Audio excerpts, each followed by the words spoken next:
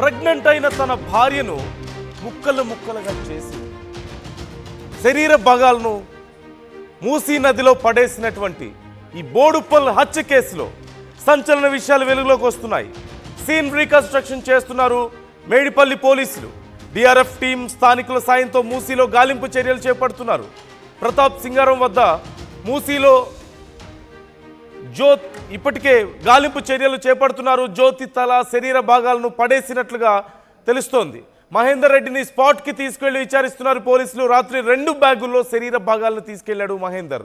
CCTV ఫుటేజ్లో కనిపించినటువంటి దృశ్యాలు ఇప్పుడు పోలీసులు చాలా క్లియర్గా అబ్జర్వ్ చేస్తున్నారు. ఇంట్లో వాళ్లను కాదని మహేందర్ను వివాహం చేసుకుంది జ్యోతి. పెళ్ళై 19 నెలలు దాటినా జ్యోతిని పుట్టింటికి పంపలేదు మహేందర్. డిగ్రీ చదువుతున్న తన కూతుర్ని మాయ చేసి ఎత్తుకెళ్లిపోయాడు అంటూ జ్యోతి తల్లి అంటోంది. ప్రేమ వివాహం వద్దని చెప్పినా తన కూతురు వినలేదంటూ ఆ తల్లి ఆవేదన వ్యక్తం చేస్తోంది. కొన్ని రోజులుగా జ్యోతిని చిత్రహింసలకు గురి చేస్తున్నారని మహేందర్ తల్లిదండ్రులు కలిసి జ్యోతిని చంపేశారు అంటూ ఆ జ్యోతి తల్లి గుండెలు బాదుకొని ఏడుస్తున్నట్లుగా తెలుస్తోంది. మనం క్లియర్గా విజువల్స్లో చూస్తున్నాం. ఆర్టీవీ మీకు ఎక్స్క్లూజివ్గా చూపిస్తోంది. మహేందర్ జ్యోతిని అత్యంత దారుణంగా హత్య చేసిన తర్వాత ఆమె శరీర భాగాలను కత్తులతో అక్కడ ఉన్నటువంటి ఒక రంపంతో శరీర భాగాలన్నింటినీ కూడా ముక్కలు ముక్కలుగా చేసి ఆ బ్లాక్ కలర్ గార్బేజ్ బ్యాగ్స్లో వేసుకొని తీసుకెళ్తున్నటువంటి దృశ్యాలు మనం చూస్తున్నాం. విజువల్స్లో క్లియర్గా చూడొచ్చు. రాత్రి సమయంలో 19:10 మనకి టైం కనిపిస్తుంది. అంటే అక్కడ 7 గంటల 10 నిమిషాల సమయంలో, రాత్రి సాయంత్రం 7 గంటల 10 నిమిషాల సమయంలో 23వ తారీఖు మనకు క్లియర్గా కనిపిస్తుంది టైం. నిన్న సాయంత్రం 7 గంటల 10 నిమిషాల సమయంలో మహేందర్ తన భార్యను తన ఇంట్లోనే అత్యంత దారుణంగా హత్య చేసి ముక్కలుగా చేసి మనం ఇంకా మరికొన్ని విజువల్స్ ఆర్టీవీ దగ్గర ఉన్నాయి. సీసీ కెమెరాకి సంబంధించి అక్కడ జరుగుతున్నటువంటి సర్చ్ ఆపరేషన్కి సంబంధించి మరికొన్ని విజువల్స్ ఉన్నాయి. మరికొద్దిసేపట్లో మీకు చూపిస్తాం. బట్ బిఫోర్ దట్ జ్యోతి ఫాదర్తో మా ప్రతినిధి శిల్ప మాట్లాడే ప్రయత్నం చేస్తున్నారు. అసలు వాళ్ళు ఏమంటున్నారో తెలుసుకుందాం. శిల్ప, ఏంటి అక్కడ పరిస్థితి? జ్యోతి పేరెంట్స్ ఏమంటున్నారు? రైట్, ప్రస్తుతం మనతో పాటు జ్యోతి డాడీ ఉన్నారు, వారితో మాట్లాడదాం. అసలుకి ఎప్పుడు మ్యారేజ్ అయింది మీ కూతురికి? 23 జనవరి 18 తారీఖు అట్లా మ్యారేజ్ చేసుకోరు మేడం. వాళ్ళు ఇక్కడ చేసుకోలే, ఇక్కడనే హైదరాబాద్లో చేసుకోరు. ఫంక్షన్ లైన్ మాకు వెళ్ళదు, మేము పోలే. పూరని చెప్పేసి నేను గొడవ చేసిన. గొడవ చేస్తే కాంప్లైంట్ ఇచ్చినాము. కాంప్లైంట్ ఇస్తే వాళ్ళు కూడా సమాధానం చెప్పారు. ఇక మీరు వాళ్ళ దగ్గర కోకుండి, వాళ్ళు ఎట్లయినా ఏజ్ ఉంది కదా, మీరు ఏం చేసినా మేము కేసు అవుతుంది, వాళ్ళు కాంప్రమైజ్ మీరు ఏం చేయడానికి రాదని చెప్పేసి అంటే సరే అని చెప్పేసి కాంప్రమైజ్ కాముచుకున్నాం. ఇంకటి ఏమనలే. అట్లా 2 months 3 months అయినాక మళ్ళీ బాగా గొడవ చేసారు వాళ్ళు. మళ్ళీ అత్త వాళ్ళ మామ ఇంటికాడ టార్చర్ పెడితే నాకు మళ్ళీ ఫోన్ చేసింది, ఇట్లా బాధ పెడతారు అట్లా ఇట్లా అని చెప్పి. అంటే కాంప్లీట్ పోలీస్ స్టేషన్ కూడా అని చెప్పిన. వాళ్ళని పిలిపించి మాట్లాడి నేను పోలేను, మరి వాళ్ళు ఏం చెప్పి తెలియదు, ఆమె చెప్పింది తెలియదు. మళ్ళీ పంపించారు, సమాధానం చెప్పి పంపించారు. మొత్తం ఇట్లనే ఇక పోలీస్ స్టేషన్ పోవాలి, వాళ్ళు సమాధానం చెప్పాలి. అంటే మ్యారేజే కదా, ఎందుకు టార్చర్ చేసేవారు మీ కూతుర్ని అబ్బాయి? దాని గురించి మాకేం తెలియదు మేడం. ఎందుకు టార్చర్ చేయడం తెలియదు. తీసుకోపోయినప్పుడు మంచిగా ఉండాలి కదా, ఎందుకు టార్చర్ చేయడం చెప్పాలి కదా మేడం. అలా దీని గురించి టార్చర్ పెడుతున్నా, ఇట్లా కావాలి అది కావాలని చెప్పేసి చెప్పాలి కదా, చెప్పలేడు. మధ్యలో ఏమైనా కట్నం ఇవేమైనా అడిగే వాళ్ళ ఏంటి? కట్నం అయితే ఏం అడగలేడు మేడం.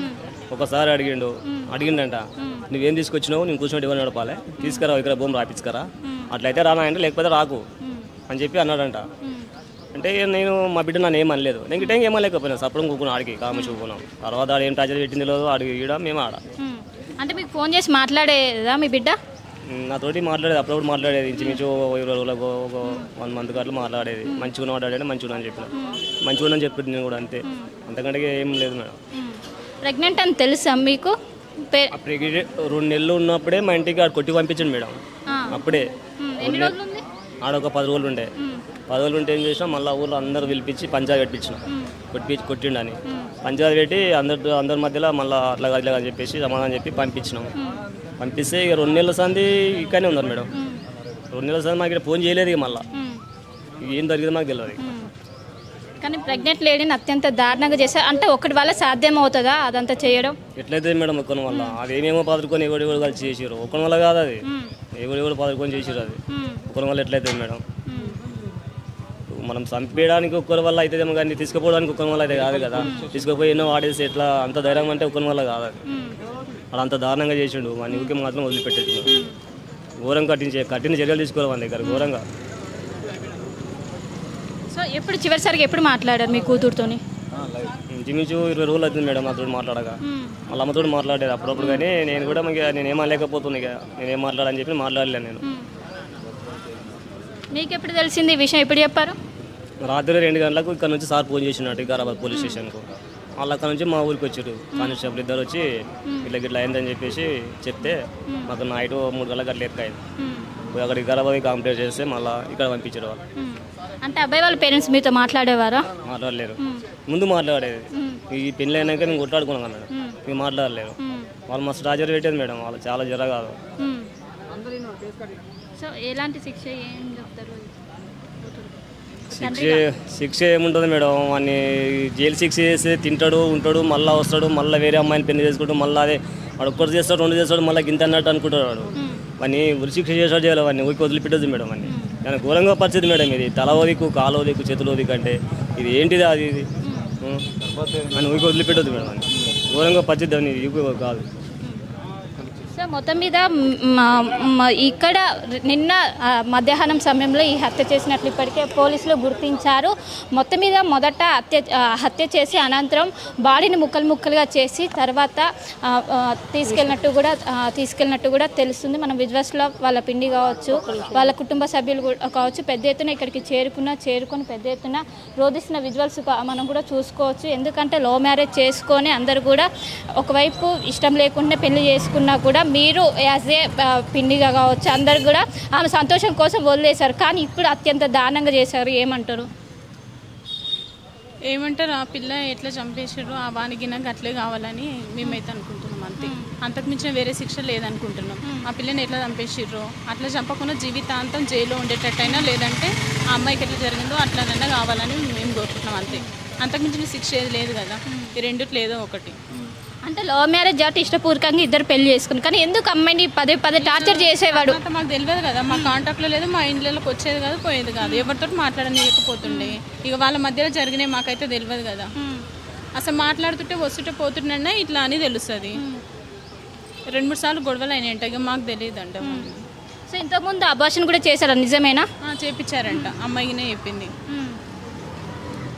ఇక సడన్గా ఇట్లా అయింది. వాళ్ళ మధ్యలో ఏం గొడవలు వచ్చినాయో మాకైతే తెలియదు. ఇక సో ఇంటికి ఫోన్ చేసి ఎప్పుడైనా డబ్బులు అడిగేదా మీకు?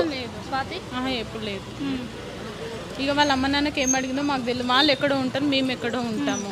ఇక తెలియదు మిగతాది. సో మీరు ఇక్కడే ఉంటారు కాబట్టి మీరు పిండి కదా, ఎప్పుడైనా ఫోన్ చేసి మా ఇంటికి రావడం అది ఏం లేదు. ఒక 2-3 డేస్ బ్యాక్ మాత్రం రాఖీలు కట్టడానికి ఒకసారి వచ్చింది అంతే. అంతకుమించి కాంటాక్ట్ కానీ లేదు. మాట్లాడనీయకపోయేదంట. అంటే ఈమె మాట్లాడకపోయేదా? అబ్బాయి ఎవరితోటి వాళ్ళ అమ్మ నాన్నలతోటి గినాక మొత్తం కాల్స్ అన్ని బంద్. 1.5 year అవుతుందా మ్యారేజ్? 1.5 year. లవ్ మ్యారేజ్ తెలియకుండా